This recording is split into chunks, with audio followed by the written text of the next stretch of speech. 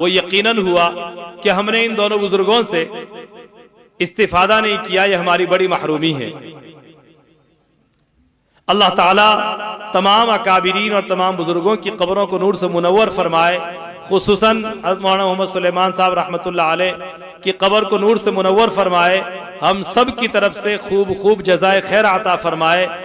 और जो बेनफ्सी के साथ, बेनफ्सी का लफ्ज सुनने को शायद बहुत सारे ना समझते हो, अपने आप को मिटाकर अपना मर्तबा, अपना मकाम, अपनी शान, अपनी इज्जत, इन सारी चीजों की परवाह किए बगैर बेनफ्सी के साथ जो आपके यहां 40-50 साल से मजीद वक्त गुजारा और इससे पहले 2-2.5 साल का अरसा, 4-6 महीने का अरसा खारिया और रीडवाना में गुजारा, इस पूरे 60-65 साला दौर में जो कुछ हजरत ने उम्मत की खिदमतें की हैं, खुसूसन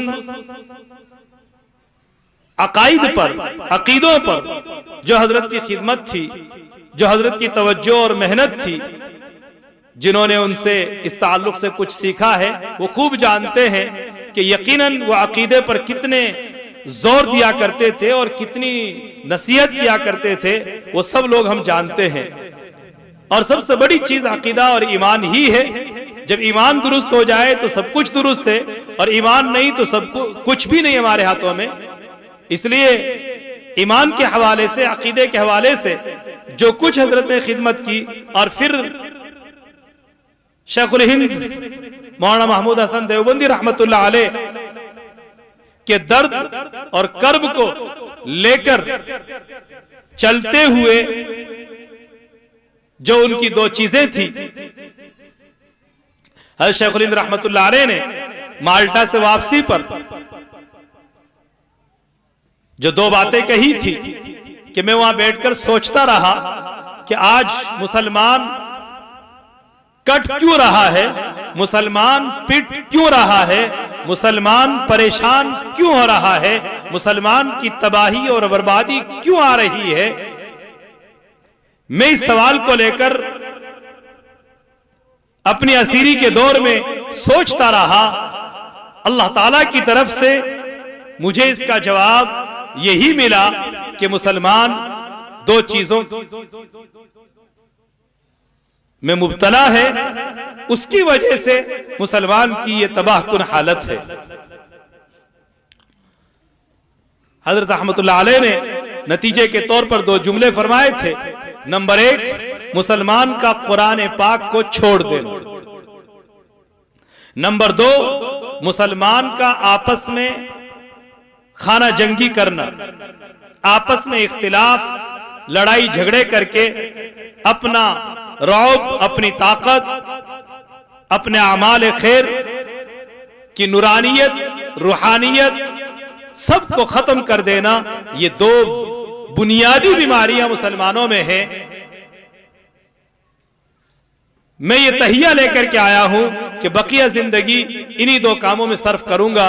और हजरत रहमतुल्लाह अलैह फरमाया करते थे कि अब मैं ये चाहता हूं कि मैं पूरे मुल्क में गांव दर गांव, करिया दर करिया जाऊं और हर जगह मकतब कायम करूं।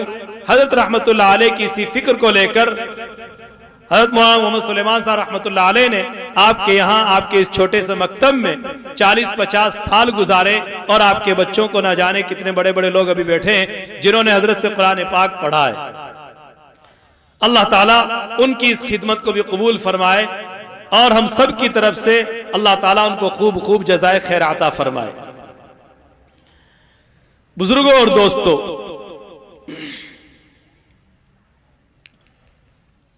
जैसा कि आपका बैनर और आपका ऐलान है कि आज का हमारा ये प्रोग्राम इस्लाह मुआशरा के उन्वान पर है, मैं बतौर तमहीद के 2-3 बातें कहूं।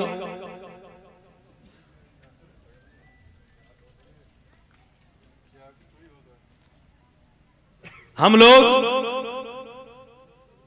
सीरत के उन्वान से या किसी और उन्वान से कोई प्रोग्राम करते हैं और खूब जोशीली तकरीरें उसमें सुनते हैं, खूब जोश भरी तकरीरें उसमें हम सुनते हैं, लेकिन जितनी देर सुनते हैं वो हमारी कानों की लज्जत होती है और तकरीर को सुना उसमें से याद हमें कुछ नहीं रहा, बस थोड़ी देर के लिए हमारा ईमान ताजा हो जाता है। लेकिन हमें क्या करना चाहिए, इसके हवाले से हम किसी प्रोग्राम से कोई बात लेकर नहीं जाते, लेकर नहीं उठते, जिसकी वजह से हमारे प्रोग्राम ला हासिल हो जाते हैं, बेसूद और बेफायदा हो जाते हैं। इसलिए बुजुर्गों और दोस्तों, मैं आप हजरात से तकरीरी अंदाज में मुखातब ना होकर दरसी अंदाज में, सबक के अंदाज में मुखातिब हो रहा हूं और चंद बातें तरतीब के साथ कुछ कहने की कोशिश करूंगा, जिसकी वजह से आप जोश कम देखें और उठ उठ करके भागने लगें। ऐसा अल्लाह के वास्ते ना करें, क्योंकि मसला है इस्लाह मुआशरा, जिसको आप हिंदी लफ्ज जबान में कह लें समाज सुधार। तो लफ्ज समाज सुधार या इस्लाह मुआशरा कहने को और बोलने को दो कलिमी जुमला है, कोई बड़ा कलिमा और बड़ा जुमला नहीं है। लेकिन बुजुर्गों और दोस्तों, ये अपने अंदर कितनी सारी बातें रखता है, उन सब को अगर बयान किया जाए तो हजरत मुफ्ती मोहम्मद सलमान साहब मंसूरपुरी दामत बरकातुहुम, उस्ताद हदीस दारुल उलूम देवबंद ने इस्लाह मुआशरा के उन्वान से निज़ाए शाही में कई सालों से मुसलसल उन्होंने मज़ामीन लिखे थे, जिन मज़ामीन की तादाद तकरीबन 50 से ज्यादा और हर मजमून अलग उन्वान के साथ था, अलग मौजू पर था। तो समाज सुधार में वो 50 मौजू लिए जाए तो उन सब को बयान करने और बताने और बोलने के लिए हमारा आज का ये प्रोग्राम बिल्कुल कुछ भी नहीं हैसियत रखता।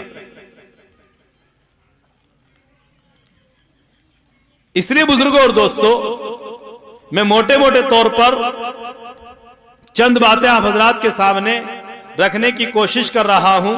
दुआ फरमाए अल्लाह ताला मुझे सही कहने और हम सबको उन सब बातों पर अमल की तौफीक नसीब फरमाए। बुजुर्गों और दोस्तों, सबसे पहली बात तो यह है कि हम नाउम्मीद हो चुके, हम हिम्मत हार चुके। हम ये कहते हैं कि हमारी औलाद बिगड़ चुकी, हमारा समाज बिगड़ चुका। सबसे गया गुजरा समाज अगर है तो मुसलमानों का है, फलानी कौम का है, फलाने महल्ले वालों का है, फलाने गांव वालों का है। इस किस्म के जुमले, मनफी जुमले हम बोलते हैं। अल्लाह के वास्ते, अल्लाह के वास्ते इस किस्म के जुमले ना बोलें और जमाने को बुरा भला ना कहें कि क्या करें, जमाना ऐसा आ गया, इसलिए अब कुछ नहीं हो सकता, अब तो पानी सर से ऊपर हो गया। अल्लाह रा ऐसे ना सोचें, अल्लाह रा ऐसा ना सोचें। क्यों भाई? मैं आपको 1450 साल पीछे ले जाता हूं। लोग तो कहते हैं आगे चलने की बातें करो, लेकिन हम सब का ईमान है इस बात पर कि हम सब के लिए कामयाबी इत्तिबाए रसूल सल्लल्लाहु अलैहि वसल्लम में मुज़मर है। आप सल्लल्लाहु अलैहि वसल्लम हमारे लिए आइडियल और नमूना है। आपकी जिंदगी से हटकर दुनिया के किसी बड़े से बड़े इंसान की जिंदगी हमारे लिए आइडियल नहीं हो सकती। हाँ, जो कोई आज दुनिया में नबी पाक सल्लल्लाहु अलैहि वसल्लम को अपना आइडियल मानकर